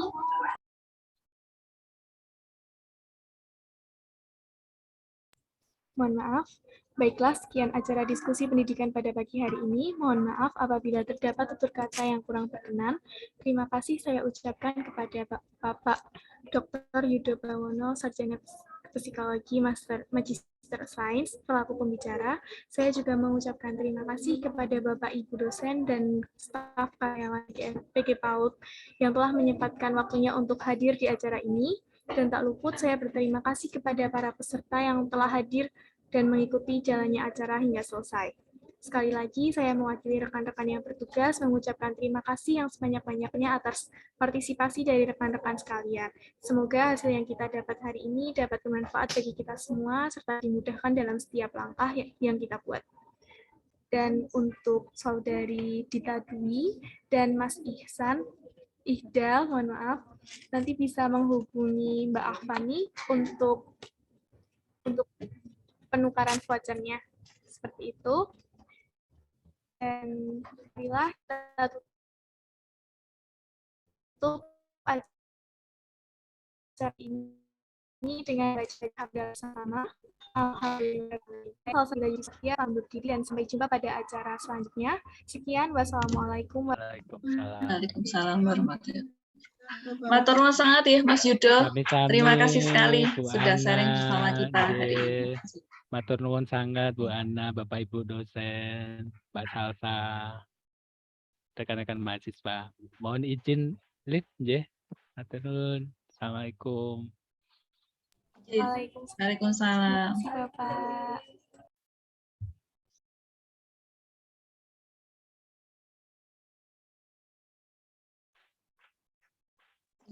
Saya mohon izin lift ya teman-teman. Terima kasih.